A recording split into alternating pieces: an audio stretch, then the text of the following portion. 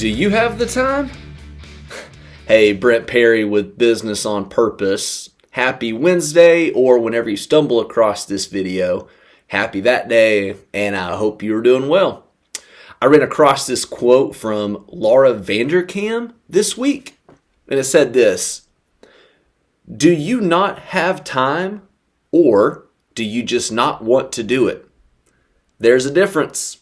Blaming time for what you aren't prioritizing does not complete tasks. And I think as business owners, we all want to complete tasks. You see, I came across this quote because I've had some conversations this week with clients and friends about time management and weekly schedules. And this idea of hers really got me thinking, what kind of time are we actually prioritizing? In college, I fell in love with the sport of ultimate frisbee. I played every sport you could imagine growing up. Loved them all. Played baseball all through high school. But by the time I got to UT, the real UT Go Vols, I needed something new, something fresh, something exciting, and I found that in ultimate frisbee. Believe it or not, who knew? And I remember one night, I was my sophomore year, I was studying for an accounting exam, and the text message on my Motorola Razr came across, and it said, "Frisbee, Rocky Hill, question mark." And now, you should know up to this point, I had completely procrastinated on this accounting class. I hadn't studied yet. I was going to cram, do an all-nighter. This was it. This was my chance to make a grade in the class, so of course, it was a no-brainer. But as I stewed on it a little bit, I got to thinking, alas, I really need to play frisbee tonight. So I grabbed my cleats, ran out the door, and I went and played ultimate frisbee with some of my best friends until like 11 o'clock or 12 in the morning. You know, something not smart the night before a test. So I came back, got to my apartment, and was like, I got to pull an all-nighter now. I'm going to grind this thing out, still going to make it work. I did.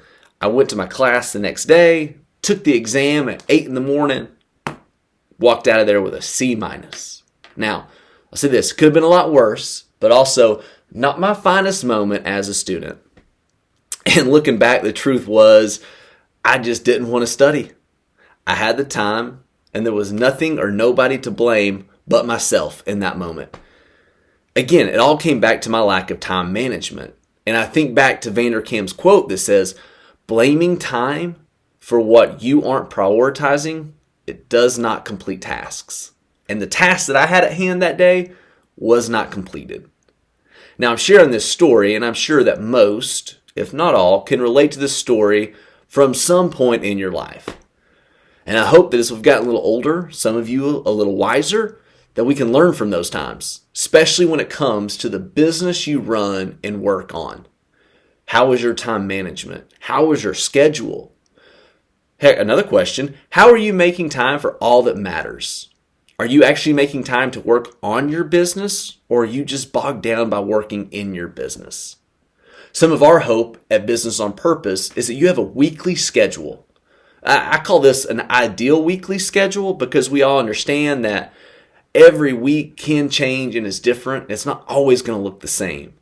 But we need a schedule that allows you to focus on your business and the tasks you need to get done. And to do that, we have to prioritize. So do me a favor, if you don't mind, look at your week, Monday through Friday, and I need you to start filling in some time. Start with what we'd call the big rocks. These are the non-negotiables. And they could be personal and family things like taking your kids to school or a daily workout routine. It definitely should involve specific roles in your work that only you can do and need to get done. And we got to start getting those down on paper. Now that can be electronically, a calendar, but it needs to be written down. And these have to get done. So a real easy place to start right now, if you've never done this before, is write a calendar out for next week. Write down these non-negotiables. And then use some space in between to make sure you're taking time to work on your business. So you got to ask yourself, do you have the time? Or is it just something you don't want to do? Do you want to study for accounting? Or do you want to go play frisbee at Rocky Hill? Silly example, but there are things in your business that moving forward, you can delegate. And you will learn those things when you really start working out a weekly calendar.